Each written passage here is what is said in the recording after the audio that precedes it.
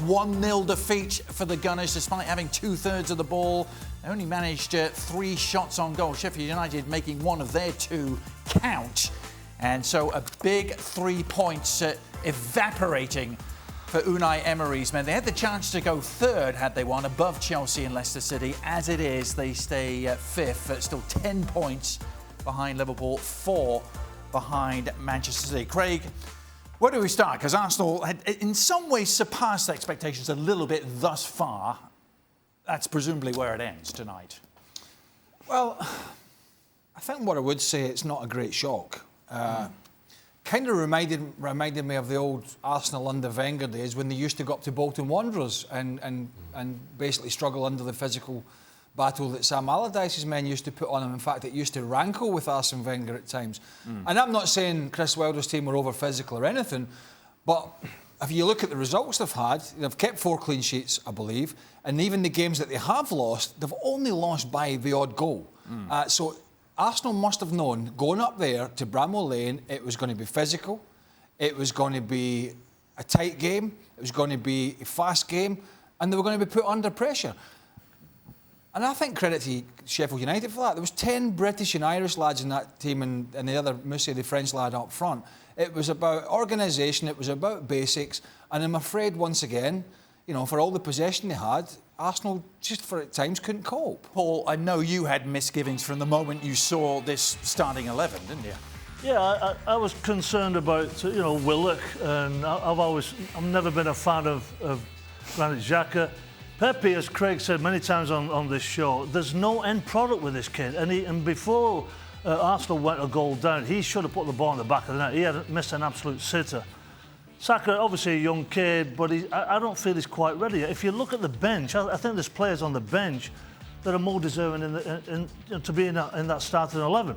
And to Craig's point, what sort of preparation did Unai Emery do for this game? You're going up to Sheffield, it's a miserable place to go to. You know exactly how Sheffield United play. You do all the research. Yeah.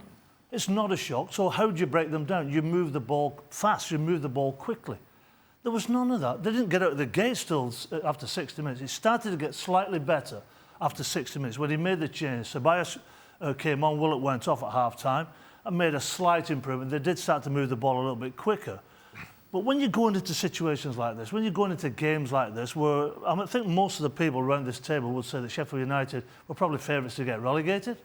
But they've got that fight, they've got that together, and they're very well organised. And you've got to break them down with your quick passing and quick movement. There was no pattern of play. I've got no idea how we set that team up tonight to be successful against Sheffield United. Mark Ogden is with us. Mark, once again, Arsenal's fragility away from home coming to the fore. Why is that? Well, there's just no sign of progress, is there, from, you know, the Arsene Wenger era to Unai Emery? And, you know, it's been, what is it, nearly 18 months that Emery's been in charge now. You know, he's made a couple of signings last year. Socrates came in to strengthen the defence. They've lost Koscielny, who I don't think is a great loss.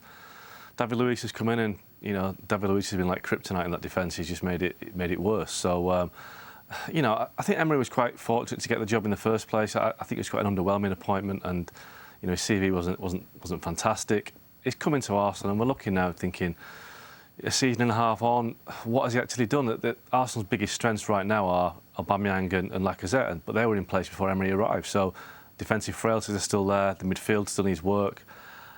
At some point, people have to start asking the question whether Emery's taken Arsenal forward, and I don't think he is. I saw the game at Old Trafford recently, and I thought they were the better team. And after watching them against United when they came back from a goal down to draw, I thought that Arsenal probably looked, you know, the best bet to finish in the top 4 behind Man City and Liverpool. But they haven't kicked on, and the same old frailties, like I said, defensive weaknesses and inability to match, you know, fight with fight in these tough away games at Sheffield United. You know, like Craig mentioned, the Boltons of years past, and, you know, when they got Burnley, it'll be the same sort of situation. So Emery, for me, is just Arsene Wenger in a different coat.